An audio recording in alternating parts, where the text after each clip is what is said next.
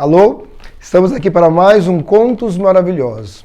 O projeto que é apresentado pelo Governo do Estado de São Paulo e a Fundação ArcelorMittal, com a realização da Cooperativa dos Produtores Culturais do Estado de São Paulo e com o patrocínio da ArcelorMittal e da Belgo Becar, através do PROAC. O Contos Maravilhosos tem como objetivo principal estimular e promover o contato da criança com o universo da literatura, através de uma ferramenta muito bacana que é a contação de histórias. Hoje nós vamos conversar aqui com Matheus Menezes. Oi, Matheus, tudo bem? Olá, Wagner, tudo bom?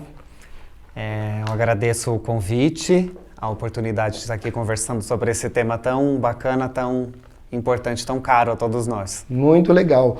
O Matheus colocou aí que é um tema muito bacana e realmente é um tema forte o dele. Vamos lá. O Matheus vai falar pra gente sobre a importância da contação de histórias para o desenvolvimento intelectual e emocional da criança e a influência sobre a importância de abordar os temas diversidade, respeito às diferenças, autoestima, entre outros. Vamos lá, Matheus? Vamos. Então tá. Conta pra gente, primeiro, por que contar histórias? Essa questão da contação de histórias, eu acho que ela tem um apelo afetivo muito grande na minha vida, eu acho que na vida de muita gente desde sempre. É uma maneira de se transmitir saberes, transmitir e adquirir saberes, né? E muitas vezes de uma maneira não convencional. Então eu sempre falo que nós todos somos muito feitos pelas histórias que a gente ouviu. Pelas histórias que a gente ouve dos nossos pais, dos nossos professores, pelas histórias que a gente vê nos filmes, nas peças de teatro, nos programas de televisão. Então eu sempre defendo essa questão da contação de histórias como essa transmissão da oralidade, de conhecimento. A contação de histórias, ela muitas vezes tem esse poder de nomear, de traduzir coisas que a gente sente, mas não sabe exatamente como colocar aquilo em palavras. Então, quando você lê ou quando você ouve, né, uma história que fala sobre aquilo que você sente, você imediatamente se identifica. Então, acho que é uma ferramenta super importante, super poderosa de transmissão de conhecimento, de cultura.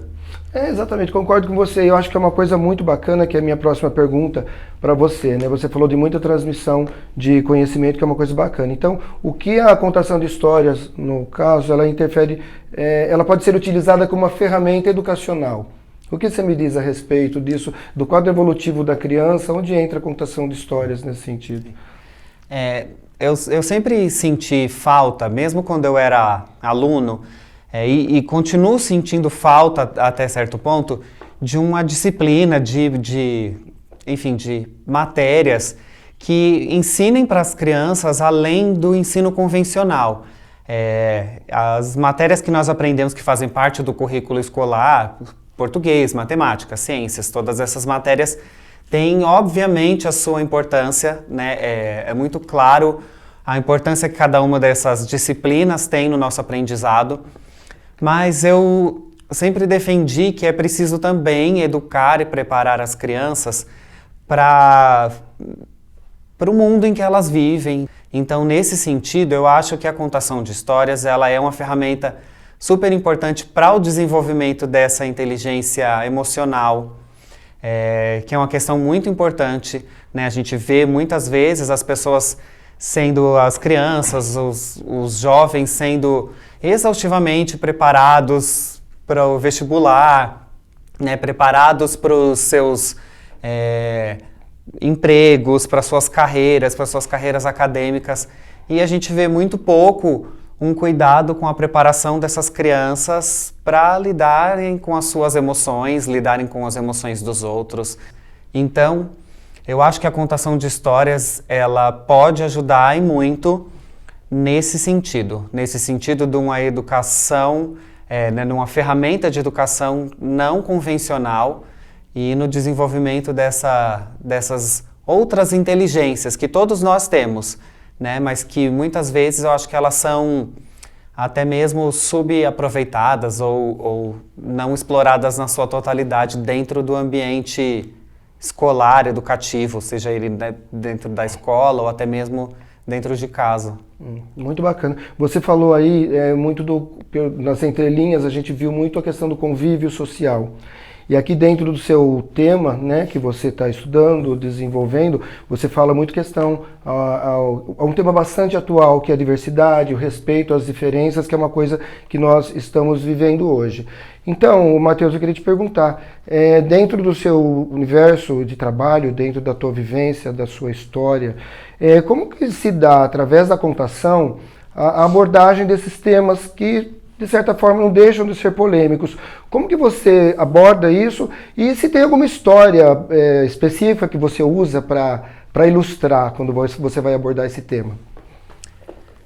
Eu acredito, Wagner, que falar sobre diversidade em qualquer que seja o seu aspecto, ela é uma necessidade, porque crianças, né, nós estamos pensando aqui em um trabalho feito, direcionado, como abordar, né, como fazer uma contação de histórias. Eu gosto sempre de reforçar que a contação de histórias é uma atividade que ela não é feita só para crianças, né, então isso também é uma questão, a contação de histórias é uma atividade feita para todos. Todo mundo gosta de contar e gosta de ouvir histórias. Mas se a gente pega até mesmo por esse viés educacional, de trabalhar isso com crianças, as crianças são diversas em muitos aspectos. Então, eu acho que isso faz parte da nossa evolução educacional, simplesmente não ignorar esse fato, né, não ignorar que a diversidade existe e para uma criança se ver retratada, se ver representada dentro de uma história, isso tem um valor muito grande. Então, quando a gente vê, e aí quando eu gosto de falar sempre que é isso, a gente também quando fala de contar histórias, não é só aquela atividade da contação de histórias, né, naquela formatação como a gente está acostumado a ver. Tudo que a gente vê é uma história sendo contada. Né? Um filme que a gente assiste é uma história sendo contada, né? Uma novela, um livro, obviamente. Mas tudo é uma história sendo contada. Então, quando você vê uma criança que até então nunca tinha sido retratada, né? Nunca tinha se visto retratada dentro de uma história, quando ela tem acesso a isso muda completamente a referência dela em relação ao seu pertencimento dentro do mundo, ao seu pertencimento dentro do contexto social. Então, colocar essas questões, né, se você pega exemplos clássicos, né, você pega os filmes da Disney mesmo, né, que fazem parte do imaginário de tantas crianças há tantos anos. Quanto tempo demorou, né, para ter uma princesa negra dentro de um filme da Disney, né, uma personagem asiática. Então, porque isso também é diversidade, né? Diversidade racial, diversidade de gênero, tudo isso, né? Também a mudança, como eles foram fazendo a mudança como as personagens femininas começaram a ser retratadas dentro dessas histórias, não só como princesas aguardando seus príncipes, né? Mas também como guerreiras. Então, tudo isso é representatividade, tudo isso é diversidade. E colocar essas questões nas histórias que a gente conta para as crianças é a abertura disso, sabe? De janelas para elas. Tanto para elas se reconhecerem, muitas vezes, enquanto crianças diversas, como também para elas reconhecerem isso nos amigos, nos colegas, né? Entenderem que eles são todos muito diferentes, mas que há espaço, né? E se ainda não há, precisa ser construído esse espaço para que todo mundo se sinta inserido. Né, quando a gente fala assim, isso, né, você fala assim, mas isso é uma coisa que está sendo colocada em pauta agora, então, né, porque isso está em evidência agora. Mas não, se você pega, né, como você falou, você pega uma história clássica, escrita há muitos e muitos anos atrás, como, por exemplo, a história do Patinho Feio. A história do Patinho Feio, que é uma história que todo mundo conhece, que é um conto clássico, ele já tá falando sobre isso, né, lá. É isso, é um personagem que é diferente dos outros e por isso ele sofre muito, porque ele não se sente pertencendo àquele lugar. E mais do que isso, ele sente que não há lugar para ele no mundo, né? Porque se ele não é igual aos irmãos, então se ele não está dentro daquele mesmo estereótipo ali, né? Que é o conhecido do que é ser um pato. Então ele fala, ele fica vagando durante muito tempo, achando que não há lugar para ele no mundo. Até que, né, como a gente sabe, ele encontra uma família, a sua real família de cisnes, e percebe que é isso, que na verdade ali também é o lugar dele, né? Ele também tem os seus semelhantes, como todo mundo tem no mundo. Então essa história eu já estava falando lá, né, atrás, já estava tocando nessa questão da gente entender que há lugar e que precisa haver lugar para todo mundo dentro do mundo. Exatamente. Eu acho muito bacana isso, porque tem muitas histórias, muitos contos clássicos, que é possível fazer uma leitura bem superficial, digamos que rasa dela, tipo essa do Patinho, mas eu acho que dentro desse seu trabalho, dessa sua pesquisa, dá para se aprofundar mais e descobrir outros elementos, né? Que elementos são contemporâneos, como você mesmo colocou. O Patinho Feio foi escrito há quanto tempo? Sim. E já se tratava, já se abordava. Então, como que se dá, assim, quando você vai abordar um outro tema, por exemplo, falando da diversidade especificamente, tem como que é a abordagem, como que se dá através da contação? E uma outra coisa que eu queria acrescentar é assim, qual faixa etária que você acha que é bacana trabalhar, ou que você está acostumado a trabalhar para fazer abordagem desse tema? Olha, a questão de por que se usar a contação de histórias, acho que é por isso. As histórias, elas têm esse poder também, muitas vezes, de metaforizar questões, né? Então, às vezes a gente não sabe exatamente como tratar um tema, e é isso, né? Esse uso das metáforas dentro das histórias como transmissão de conceitos, isso é uma coisa utilizada, né, uma receita utilizada desde que se conta histórias, né? Então a gente vê isso, está dentro das mitologias todas, né? Se utilizam dessa ferramenta. Você pega a mitologia, as histórias da mitologia grega, o que eles estavam colocando lá, né? Todas elas têm uma questão que eles gostariam de que fosse trabalhada, de que fosse introduzida como conceito dentro daquela sociedade, e eles usam as metáforas. Então, as mitologias todas, a mitologia grega, a mitologia africana, a mitologia cristã, né? A Bíblia é super povoada de parábolas, metáforas, né? Que nos permitem várias leituras, inclusive. Exato, né? Então, né, Jesus Cristo usava disso lá no Evangelho para contar as suas histórias, porque o que ele está fazendo ali é contando uma história para introduzir um tema que lá na sociedade dele também era polêmico, né? Então, quando a gente olha para isso, isso também foi a ferramenta dele, né, lá, porque às vezes é isso. O pensamento é esse. Se eu falar exatamente, literalmente sobre esse assunto, pode ser que eu não consiga alcançar todo mundo. Ou por uma questão de limite de entendimento ainda naquele momento, ou até mesmo por uma questão de resistência, né, ao tema. Mas aí quando você coloca isso dentro de uma metáfora, dentro de uma história, muitas vezes isso facilita um pouco a absorção de quem está recebendo, né, de quem está ouvindo essa história. E por outro lado também, eu acho, Wagner, que a gente nunca deve subestimar a capacidade de entendimento das crianças, né, em relação a lidar com esses temas, né, porque como eu falei, porque essas crianças, elas já estão inseridas dentro de um ambiente diverso, né?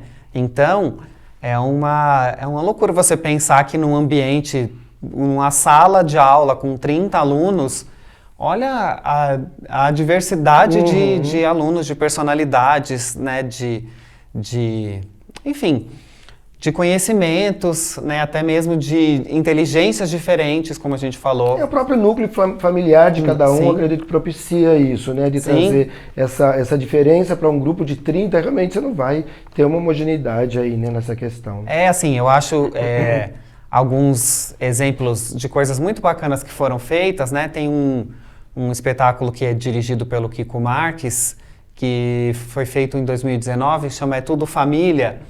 E é muito legal a abordagem dele, justamente porque são 4 crianças que são encarregadas de fazer um seminário na escola sobre o que é uma família.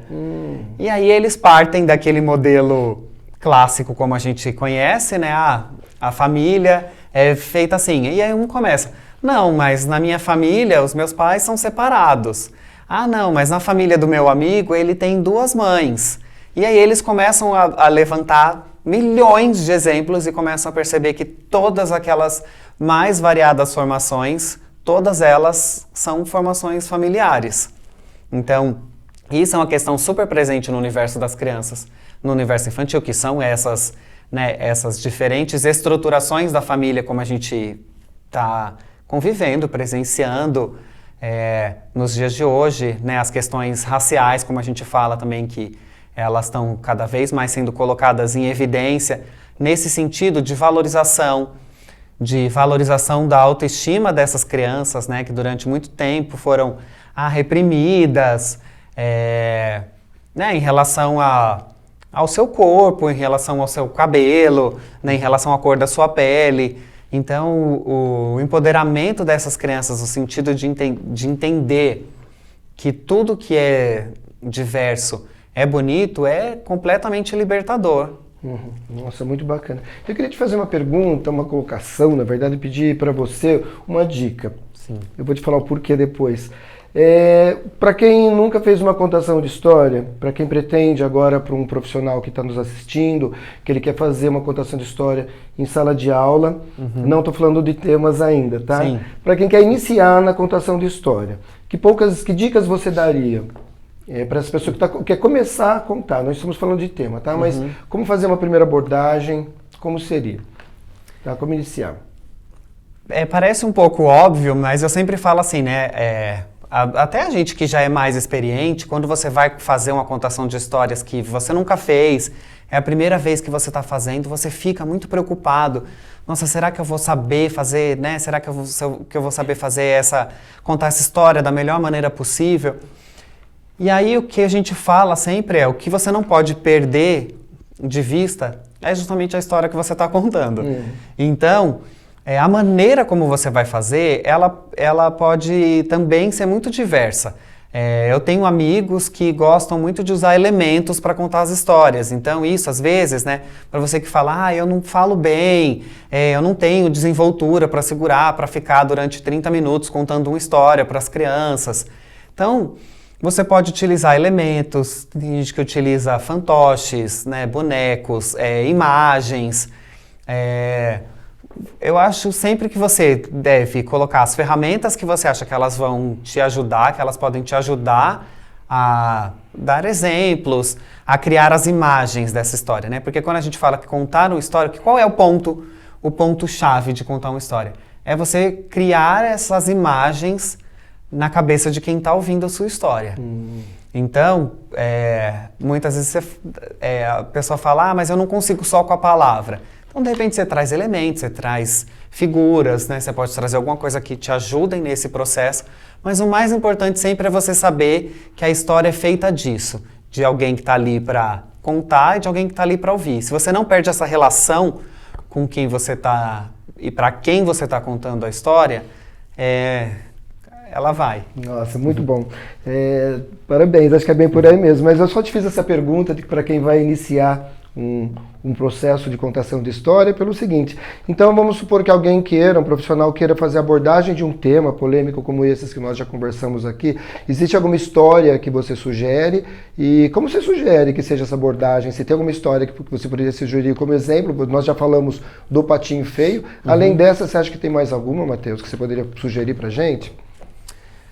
Olha, ainda bem que tem bastante gente escrevendo agora também sobre isso. Isso também é uma questão muito legal, né? Saber que cada vez mais a gente, e eu falo isso sem nenhuma questão, como eu posso falar, sem nenhuma diminuição de mérito das histórias clássicas. Eu sou apaixonado por histórias clássicas, acho que elas não são clássicas à toa, né? Justamente os clássicos se tornam clássicos porque eles continuam tendo sua importância com o passar dos anos.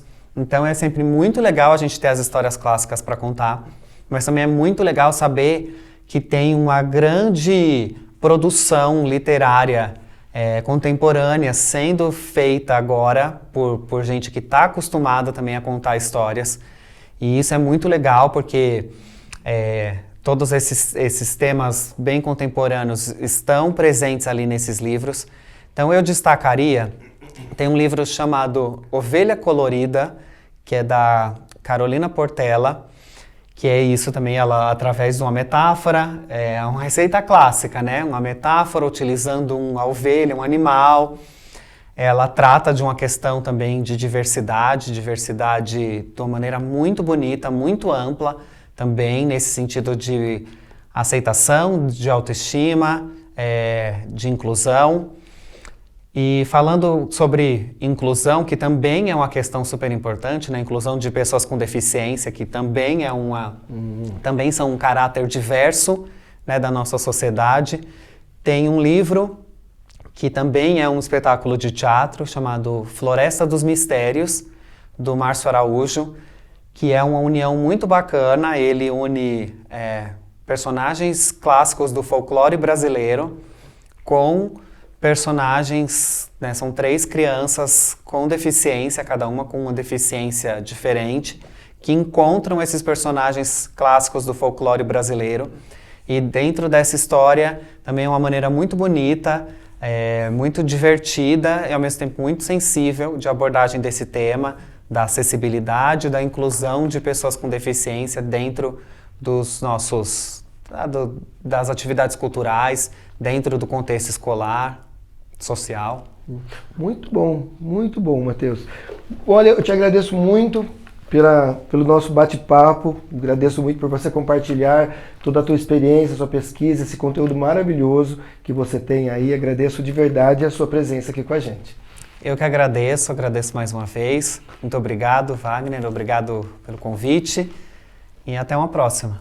Com certeza. Agradeço a presença de Matheus Menezes e a todos vocês que estão nos assistindo. Espero que tenham gostado desse conteúdo e aproveitem para se inscrever em nosso canal e ativar o sininho. Assim vocês vão acompanhar os nossos próximos vídeos. Obrigado e até a próxima.